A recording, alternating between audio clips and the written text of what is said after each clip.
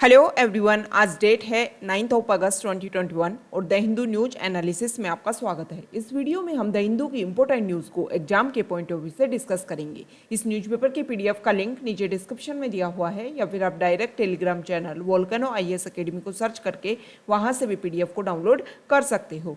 First news, ICMR के द्वारा एक स्टडी की गई और उसमें देखा गया कि कोविशील्ड और कोवैक्सीन को अगर मिक्स मिला करके अपने जो भी पेशेंट हैं उनको कोरोना की वैक्सीन दी जाए तो बेटर रिजल्ट, बेटर प्रोटेक्शन मिलेगा।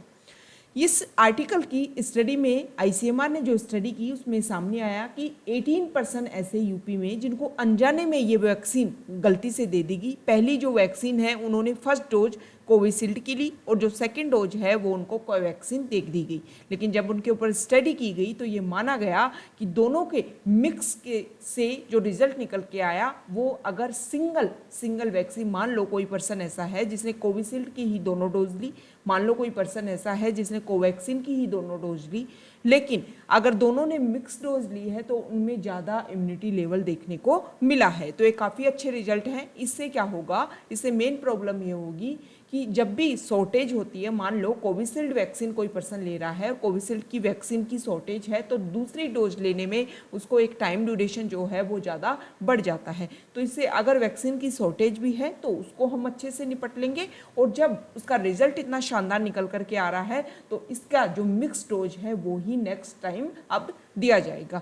शुरुआत में जो वर्ल्ड हेल्थ ऑर्गेनाइजेशन है उसने हालांकि मना कर दिया था कि किसी भी वैक्सीन की मिक्स डोज देने की ज़रूरत नहीं है, क्योंकि इसके बारे में कोई रिसर्च नहीं था, कोई स्टडी नहीं थी। अब ये जो ICMR टर्म है वो हमारे लिए एग्जाम के पॉइंट ऑफ व्यू से इंपॉर्टेंट हो जाती है। ICMR का कंप्लीट नेम है Indian council of medical research. जब हमारे ऊपर अंग्रेजों का शासन था उस समय 1911 मतलब 1911 में IRFA के नाम से, इंडियन रिसर्च फंड एसोसिएशन के नाम से इसको स्टार्ट किया गया था। बाद में जब इंडिया आज़ाद हुआ तो 1949 में इसका नाम IRFA का नाम चेंज करके ICMR कर दिया गया। इसका जो मेन काम है वो ये है कि बायोमेडिकल रिसर्च को प्रमोशन करना, उसमें कोऑर्डिनेशन बनाना और उसमें फॉर्मुलेशन करने के लिए इंडिया में ये अपेक्स बॉडी के रूप में काम करती है। इसको जो फंडिंग है वो गवर्नमेंट ऑफ इंडिया के द्वारा ministry of health and family welfare के द्वारा की जाती है। ओके, तो ये बेसिक फैक्ट्स है ICMR की।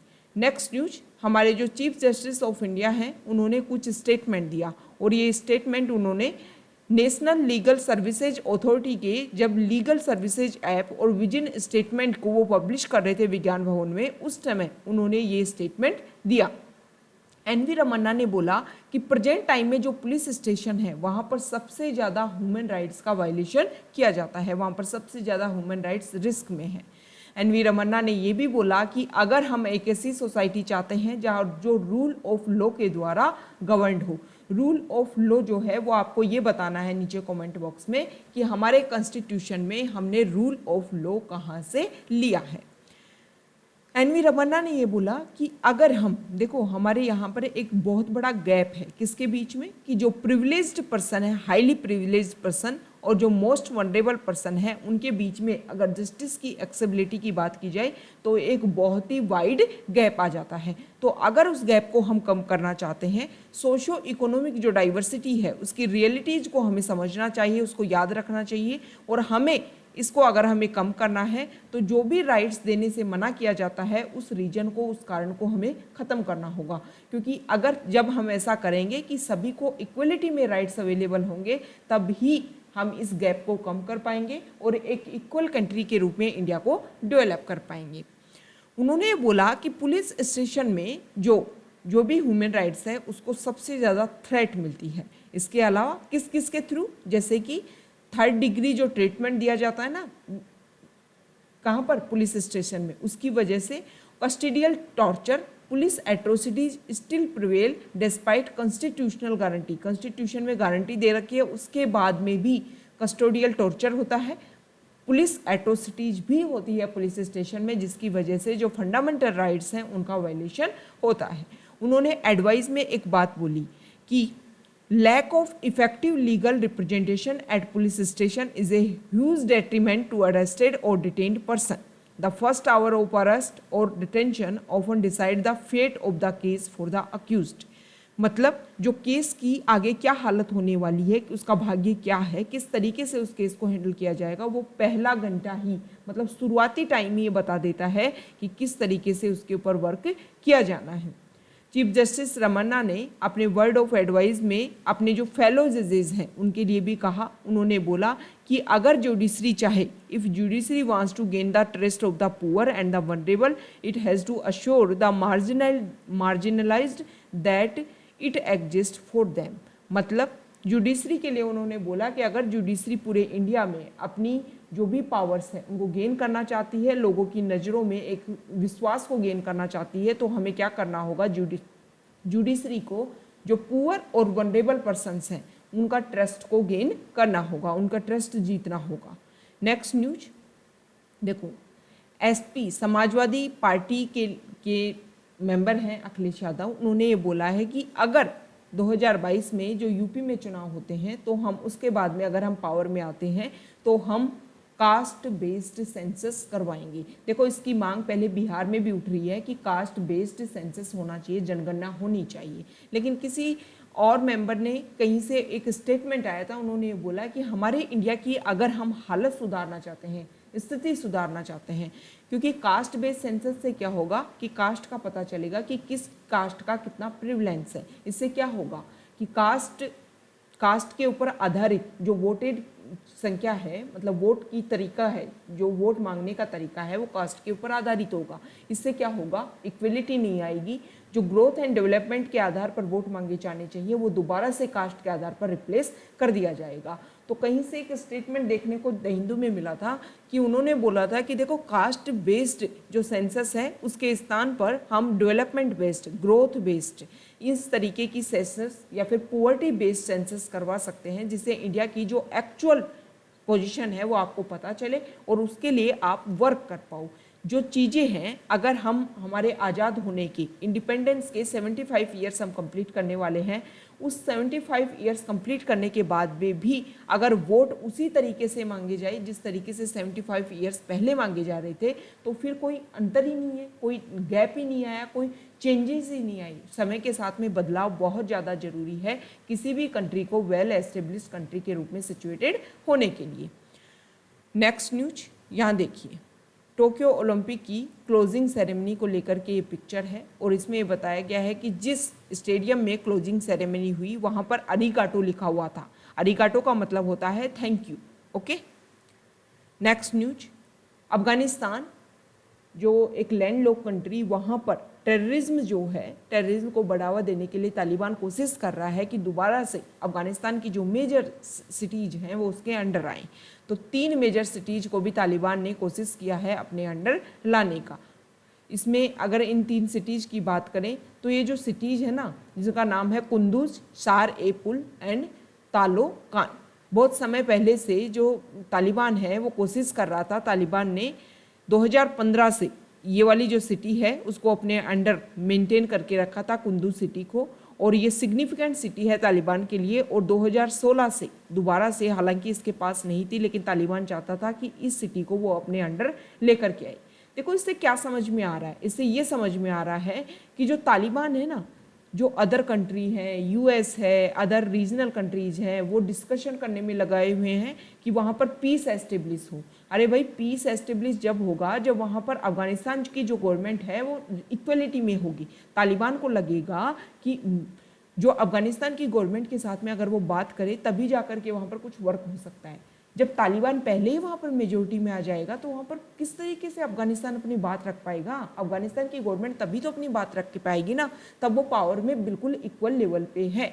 तो तालिबान जो है वो कोशिश कर रहा है कि ज़्यादातर एरियाज़ को अपने अंडर लाने की कोशिश की जाए। अगर तालिबान पीस एंड स्टेबिलिटी को मानना चाहता है तो वो इस तरीके का वर्क करता ही नहीं कि अफगानिस्तान की जो अदर सिटीज़ हैं उनको अपने अंडर लाने की कोशिश करता।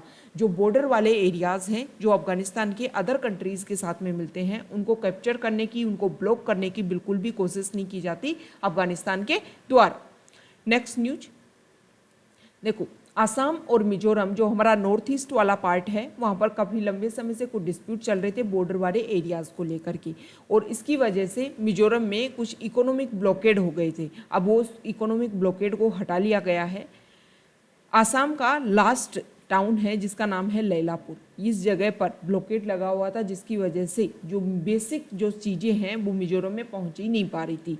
हालांकि डिस्कशन हुआ और इस ब्लॉकेड को हटा लिया गया, क्योंकि हर जो स्टेट है हमारा इंडिया का वो इक्वलिटी मेंटेन करता है, और यहाँ पर ये लैलापुर जो जगह है वो यहाँ पर गिरती है आसाम की, और इसकी वजह से जो आसाम है वो बिल्कुल अलग हो गया था। ओके, तो आसाम के थ्रू यहाँ पर देखो जो नॉर्थ ईस्ट वाला पार्ट है वो आपको देखने पर मैप जब आप देखोगे तो आपको पता लगेगा कि हर स्टेट जो है वो आसाम के साथ में अपनी बॉर्डर शेयर करता है। मतलब मिजोरम तक अगर पहुंच किस चीज़ की होनी है तो आसाम के थ्रू ही हो पाएगी। तो इसकी वजह से जो ब्लॉकेड लगा हुआ था उस डिस्प्यूट को सॉल्व कर लिया गया है। नेक्स्ट न्यूज देखो, आज वर्ल्ड ट्राइबल डे है और यहाँ पर डाटा दे रखे हैं। छत्तीसगढ़ जो स्टेट है उन्होंने बोला है कि किस तरीके से वहाँ पर जो ट्राइबल्स हैं उनके लिए पॉलिसीज बनाई जा रही है उनको एम्पावर करने के लिए। तो यहाँ पर ये बताया गया है कि छत्तीसगढ़ सबसे लीडिंग स्टेट है इंडिया में जिन्होंने इंडिविजुअल लेवल पर और कम्युनिटी लेवल पर फॉरेस्ट राइट सर्टिफिकेट दी हैं वहाँ की ट्राइबल्स को। इसके अलावा जो स्टील प्लांट है उसने बहुत सारी लैंड को अक्वायर कर लिया था, एग्रीकल्चर लैंड को, उसको दोबारा से फार्मर्स को सौंपा गया है छत्तीसगढ़ स्टेट के द्वारा। बहुत सारे जो भी तेंदुपत्ता योजना है उसके तहत में जो एमएसपी है वो बहुत ज़्यादा दी जा रही है। मतलब तेंदुपत्ता कलेक्शन जो है उसमें रेम्यूनरेशन जो है वो पहले की तुलना में काफ़ी ज़्यादा दिया जा रहा है, और पूरी कंट्री से अगर आप कंपैरिजन करोगे तो हाईएस्ट है।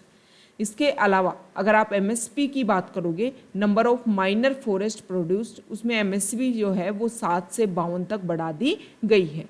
शहीद महेंद्र कर्म तेंदुपत्ता संग्राहक परिवार समाज सामाजिक सुरक्षा योजना, इसमें जो तेंदुपत्ता कलेक्टिंग फैमिलीज हैं उनको सोशल सिक्योरिटी प्रोवाइड की जाती है, और इंटरनेशनल लेवल पर ट्राइबल आर्ट एंड कल्चर को प्रमोट किया जा रहा है। इसके अलावा राम वन गमन टूरिस्ट सर्किट को डेवलप किया जा रहा है ताकि जो ट्राइबल रीजन्स हैं उनको न्यू टूरिस्ट सेंटर के रूप में डेवलप किया जाए। तो देखो इसमें जो पॉइंट्स है ना, ये जैसे ये पॉइंट्स हो गया, ये पॉइंट्स हो गया, इसके अलावा ये जो योजना है इसमें क्या होता है कि जब जैसे आपको यूपीएससी में क्वेश्चन आया कि ट्राइबल्स को लेकर के पूरे इंडिया में क्या वर्क किया जा रहा है, तो आप छत्तीसगढ़ की इस जो भी नई इनिशिएटिव है, नई पॉलिसी है, उनको आंसर में आप लिख सकते हो। इससे क्या लगेगा, इससे लगेगा कि जो भी एस्पायरेंट है उसको ओवरऑल नॉलेज है कि पूरे इंडिया में कहाँ पर क्या चल रहा है। क्योंकि अगर आप यूपीएससी में सिलेक्ट होते हो और आपको कैडर मिलता है तो आपको अपना होम कैडर मिलने के चांसेस बहुत कम होते हैं।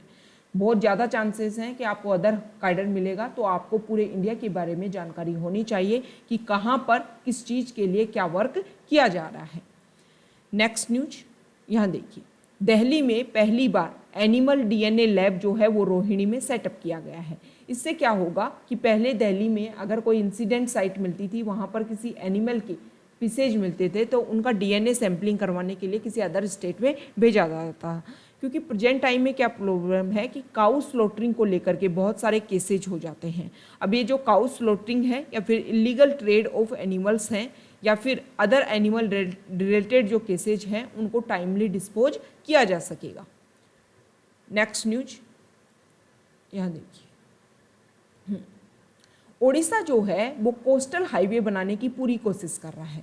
इसमें NHAI national highway authority of India के जो ऑफिशियल्स हैं उन्होंने बोला है कि जो भी इकोलॉजिकल सेंसिटिव एरिया हैं उनमें कोई भी इंटरसेक्ट नहीं किया जाएगा। मतलब ओडिशा जो है वो इस तरीके से यहाँ पर वेस्ट बंगाल वाले एरिया तक कनेक्टिविटी करने वाला है। इसका यूज इस तरीके से भी किया जाएगा कि पोर्ट से, मान लो कोलकाता पोर्ट से कोई भी सामान आता है तो उसको इस तरीके से ओडिशा तक उसकी पहुँच बन सकेगी। इसके अलावा टूरिस्ट डेस्टिनेशन के रूप में भी इसको डेवलप किया जा रहा है, क्योंकि ये जो हाईवे है वो मेजरली कोशिश की जा रही है कि ज़्यादातर जो फॉरेस्ट वाला रीजन है उससे गुजरेगा, और जब वहाँ से गुजरेगा तो टूरिज्म के पर्सपेक्टिव से भी इसको क्या किया जाएगा, डेवलप किया जाएगा। हालांकि ये जो हाईवे है वो बे ऑफ बंगाल के ऊपर से, मतलब बे ऑफ बंगाल से और बहुत सारी रिवर के ऊपर से वेरियस फॉरेस्ट से ये गुजरेगा, जिसकी वजह से जो एक्टिविस्ट हैं उन्होंने इसको लेकर के एनवायरनमेंट जो प्रोटेक्शंस हैं उन्होंने इसको लेकर के कंसर्न क्रिएट की। उन्होंने ये बोला कि जो प्रपोज्ड हाईवे है वो जो भी नेचुरल हमारी बायोडाइवर्सिटी है उसको ख़त्म करने की कोशिश करेगा। लेकिन national highway authority of India ने बोला है कि जो इकोलॉजिकली सेंसिटिव एरियाज़ हैं उनको ये इंटरसेप्ट नहीं करेगा, मतलब उनके अंदर से नहीं जाएगा, और जब अंदर से नहीं जाएगा तो ये इंफ्रास्ट्रक्चर जो है वो उसमें उनको परेशान नहीं होगी उससे। तो ये जो कोस्टल हाईवे है ये एक तरीके से की infrastructure milestone for transportation of port related goods, boosting tourism and handling disaster crisis in the future, इसके हिसाब से इसको तैयार किया जा रहा है। Okay, major traffic on national highway 16 is likely to shift to the new coastal highway upon its completion, मतलब ये कंप्लीट हो जाएगा तो जो नेशनल हाईवे 16 के ऊपर जो बर्डन है वो काफ़ी कम हो जाएगा। Ecological sensitive Chilika, Balukhand and Konark wildlife sanctuary, Bhitarkanika sanctuary area and some of the important olive ridley turtles nesting site were initially coming in way of 382 kilometre long coastal highways. लेकिन समय के साथ देखो शुरुआत में ये जो हाईवे है वो यहाँ से गुजर रहा था, लेकिन समय के साथ में इसको चेंज किया गया और कोशिश की गई कि इन एरिया से इनको नहीं गुजारना है, क्योंकि अगर ये इस एरिया से गुजरते हैं जो बायोडाइवर्सिटी है, जो हमारी नेचुरल रिसोर्सेज हैं, उनको नुकसान पहुँचेगा। नेक्स्ट न्यूज देखो, एक फाउंडेशन है सेल्फी विद डॉटर फाउंडेशन।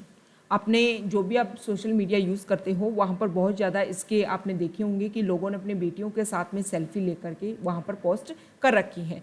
तो इस फाउंडेशन की लाडो पंचायत की जो मीटिंग चल रही थी उसमें जो फिजिकल मीटिंग और जो वेबिनार्स की सीरीज हो रही हैं उसमें बहुत सारे लोग इसमें पार्टिसिपेट कर रहे हैं। और इस पार्टिसिपेशन के दौरान एक बात सामने आई कि जो लड़कियों की जो शादी की उम्र है उसको 18 से 21 ईयर्स तक बढ़ा दिया जाए, मतलब लड़कों के समान उसको कर दिया जाए। जो लड़कियां हैं उन्होंने स्पेशली अपनी बात में ये बोला कि अर्ली मैरिज की वजह से जो उनकी स्टडीज़ है वो काफ़ी इफ़ेक्ट होती है। इसके अलावा जब अर्ली एज में मैरिज होती है तो उसकी वजह से physical, mental and social exploitation जो है उसका जो मतलब परसेंटेज जो है, अब डिग्री ऑफ एक्सप्लॉयटेशन जो है वो ज़्यादा हो जाता है। तो इसी को लेकर के मांग उठ रही है कि जो अर्ली जो मैरिज एज है उसको बढ़ाया जाए।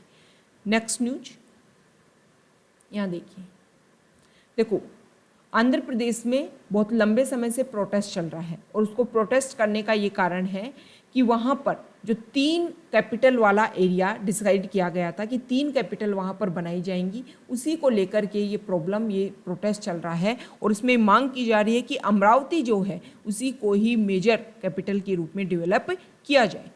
देखो कोविड की वजह से जो हमारा टूरिज्म सेक्टर है उसको काफ़ी नुकसान हुआ और उसी को ध्यान में रखते हुए केरला ने अपने जो रिजॉर्ट्स हैं उनको खोल दिया है कि कोई भी ऐसा गेस्ट, कोई भी ऐसा टूरिस्ट जिसने कोविड की एक वैक्सीन ले ली है वो यहाँ पर आ सकता है अपने टूरिज्म को देखने के लिए, केरला की जो भी सुंदरता है उसको देखने के लिए, क्योंकि टूरिज्म सेक्टर को काफ़ी नुकसान हुआ है और दोबारा से जो केरला है वो उसको रीबूस्ट करना चाहता है। दोबारा चाहता है कि जितना रेवेन्यू हमें टूरिज्म सेक्टर से जनरेट होता था वो दोबारा से हो पाए।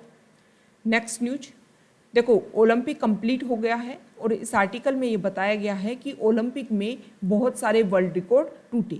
स्पेशली अगर हम बात करें तो 13 इंस्टेंस की यहाँ पर बात की गई है, जिसमें जो ओलंपिक रिकॉर्ड हैं वो इंडिविजुअल ट्रैक के ऊपर, फील्ड इवेंट्स के ऊपर, जो टोक्यो ओलंपिक्स हुआ वहाँ पर 13 इंस्टेंस में वर्ल्ड रिकॉर्ड को जो ओलंपिक रिकॉर्ड, देखो ओलंपिक रिकॉर्ड और वर्ल्ड रिकॉर्ड क्या होता है, वर्ल्ड रिकॉर्ड ओवरऑल होता है और ओलंपिक रिकॉर्ड सिर्फ ओलंपिक में जो रिकॉर्ड बनते हैं वो ओलंपिक से रिलेटेड ओलंपिक रिकॉर्ड बोले जाते हैं। तो देखो यूएस की जो सिडनी है उन्होंने वीमेन 400 मीटर हर्डल में 51.46 सेकेंड में उन्होंने कंप्लीट किया और पहले जो वर्ल्ड रिकॉर्ड था वो था 51.9। ओके, यूएस की जो दलिया मोहम्मद है उन्होंने इस रेस को 51.58 सेकेंड में कंप्लीट किया, जो पहले के वर्ल्ड रिकॉर्ड से आउट परफॉर्मिंग था। इसके अलावा नॉर्वे का कार्टसेन जो है उन्होंने मैन की 400 मीटर जो हर्डल्स रेस है उसको 45.94 सेकेंड में कंप्लीट किया और उन्होंने अपना खुद का जो वर्ल्ड रिकॉर्ड है उसको चेंज किया, उसको इम्प्रूव किया। तो इस तरीके से बहुत सारी ऐसी वहाँ पर कंपटीशन हुए, जैसे कि बात करें man 1500 metre, man and women 400 metre hurdles race. इसमें जो मेडलिस्ट हैं उन्होंने पहले का जो ओलंपिक रिकॉर्ड है उसको तोड़ दिया है और उसमें कुछ अलग से चेंजेस किए। तो ओलंपिक जो है टोक्यो ओलंपिक वो कंप्लीट हो गया। इंडिया ने इसमें 7 मेडल हासिल किए हैं, जिसमें 1 गोल्ड है, 2 सिल्वर है और 4 ब्रॉन्ज है।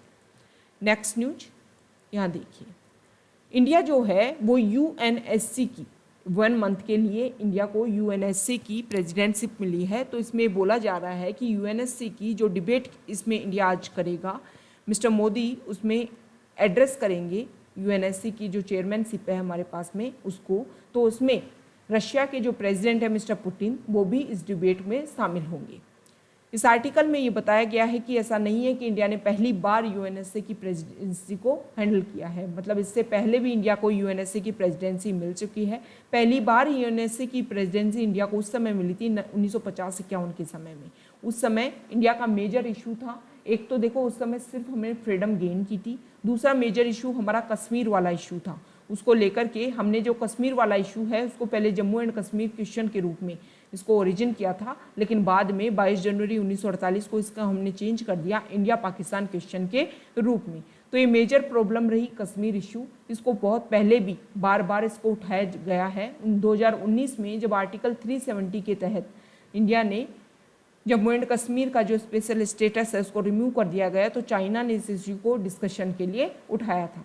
1951 के समय में यूएनएससी ने कोशिश की कि यहाँ पर यूएन जो रिप्रेजेंटेटिव है ओवेन डिक्सन वो इस सिचुएशन को सॉल्व करने की कोशिश करें, हालांकि ये प्रॉब्लम सॉल्व नहीं हो पाई। उसी समय यूएनएससी ने बैकड्रॉप में एंग्लो अमेरिकन रिजोल्यूशन भी कश्मीर के ऊपर लागू करने की कोशिश की और रेगुलर तब से प्रोसीजर चलता आ रहा है कि इसके ऊपर वर्क किया जाए और इस इशू को सॉल्व किया जाए। जब इंडिया को यूएनएससी की प्रेसिडेंसी मिली उस समय पाकिस्तान की तरफ से स्टेटमेंट भी आया था कि हम ये चाहते हैं कि इंडिया जो है वो इस जो प्रेसिडेंसी उनको दी गई है उनको अच्छे से वो सॉल्व करने की कोशिश करे, मतलब इन्फ्लुएंस होकर के उनके कोई भी बात सामने नहीं आनी चाहिए। नेक्स्ट न्यूज यहाँ देखिए, एक सेकेंड देखो, जो वीएचपी जो है ना विश्व हिंदू परिषद वो ये चाहती है कि जो फोर्स्ड कन्वर्जन होता है, मतलब रिलीजन के आधार पर जो फोर्स्ड कन्वर्जन होता है वो खत्म होना चाहिए और सेंट्रल लेवल के आधार पर सेंट्रल लेवल पर इसके लिए स्ट्रिक्ट लॉ बनने चाहिए। नेक्स्ट न्यूज, दिल्ली हाईकोर्ट ने ये बोला है कि जो अडॉप्शन, मान लो कोई फैमिली कोई जो कपल है वो किसी बच्चे को अडॉप्ट करना चाहता है तो रिलीजन के आधार पर उनको लिमिटेड नहीं किया जाएगा। मतलब ऐसा नहीं है कि हिंदू कम्युनिटी के पर्सन्स जो हैं वो किसी अदर, मान लो क्रिश्चियन कम्युनिटी के बच्चे को अडॉप्ट करना चाहते हैं या क्रिश्चियन कम्युनिटी के जो पर्सन्स हैं वो हिंदू कम्युनिटी के बच्चे को अडॉप्ट करना चाहते हैं तो उनके ऊपर ये लागू नहीं होता है। नेक्स्ट न्यूज यहाँ देखिए, आईटीबीपी जो है इंडो तिब्बतन बॉर्डर पुलिस, ये लाइन ऑफ एक्चुअल कंट्रोल के ऊपर, मतलब इंडिया चाइना की जो बॉर्डर है उसको प्रोटेक्ट करने का काम करती है। तो इसमें क्या हुआ है कि इसके जो ऑफिसर्स हैं उसमें पहली बार फर्स्ट 2 वीमेन ऑफिसर्स ने आईटीबीपी को ज्वाइन किया है। इससे हमें पता चलता है कि हमारी जो वीमेन है वो हर एरिया में अपनी प्रेजेंस शो कर रही हैं। इससे क्या होता है कि वीमेन एम्पावरमेंट देखने को भी मिलता है। नेक्स्ट न्यूज फॉरेन पेज से है, यहाँ देखिए, म्यांमार में प्रोटेस्ट रेगुलर चल रहा है। 1 फरवरी से वहाँ पर जो आर्मी है उसने अपना रूल एस्टेब्लिश कर लिया। अब इंडिया जो है वो यूएनएससी की प्रेसिडेंसी इंडिया को मिली है ना, तो उसमें मेजर प्रॉब्लम्स जैसे म्यांमार में सिक्योरिटी पीस एस्टेब्लिश करवाना, अफगानिस्तान में पीस एस्टेब्लिश करवाना और यमन जो प्रॉब्लम्स है वहाँ पर जो रिवॉर्ड्स चल रहे हैं उनको भी सोल्व करना, ये इंडिया की मेजर प्रॉब्लम है इस समय और इंडिया को इनको एड्रेस करना चाहिए। तो म्यांमार में ये कोशिश की जा रही है कि 1988 में जो मतलब अपराइजिंग हुआ था, 1988 में भी इसी तरीके का प्रोटेस्ट हुआ था। तो म्यांमार के लोग ये बोल रहे हैं कि हमें सेम वो रिपीट करना है और उस समय जो प्रॉब्लम्स हुई थी उसको अगर हम रिपीट करेंगे तो दोबारा से यहाँ पर डेमोक्रेसी एस्टेब्लिश कर पाएंगे। नेक्स्ट न्यूज ग्रीस को लेकर के है। ग्रीस में जो वाइल्ड फायर हैं वो बहुत तेज़ी से बढ़ रहे हैं जिसकी वजह से बहुत सारे लोगों को अपना घर छोड़ना पड़ रहा है। सैकड़ों की संख्या में जो लोग हैं उनको घर छोड़ के दूसरी जगह एस्टेब्लिश होना पड़ रहा है। इसके अलावा जो इसके रीजनल एरियाज़ में जो इसकी कंट्रीज़ हैं, जो इसके साथ में ग्रीक के साथ में अपनी बॉर्डर शेयर करती हैं, उन कंट्रीज़ में भी इसका इफेक्ट देखने को मिल रहा है, जैसे कि टर्की में। देखो वाइल्ड फायर स्टेटमेंट, इसके अलावा हीट वेव्स, फ्लड, जैसे कि हम यूरोप में, चाइना में फ्लड देख रहे हैं, इसके अलावा यूएस में हीट वेव्स देखा हमने, इसके अलावा वाइल्ड फायर्स के जो इश्यूज है ऑस्ट्रेलिया में भी पिछले साल हमने देखा। तो ये काफ़ी बड़े इश्यूज बढ़ते जा रहे हैं। इनका मेन रीजन अगर आप देखोगे तो अर्थ का टेम्परेचर बढ़ने की वजह से जो भी एक प्रोसीजर था अर्थ का, जो भी हर सीजन का एक प्रोसीजर था, वो चेंज होता जा रहा है। इसके लिए हमें वर्क करने की आवश्यकता है। हमें अर्थ का जो टेम्परेचर है उसको वर्क करने की आवश्यकता है। अब वाइल्ड फायर के क्या कारण रहे, इनके बारे में हमें पता लगाने की और उसके ऊपर इम्प्लीमेंट करने की आवश्यकता है, ताकि भविष्य में, फ्यूचर में इस तरीके की जो प्रॉब्लम्स हैं वो दोबारा से ना हो। तो ये आज का हमारा डिस्कशन था। Okay, thank you.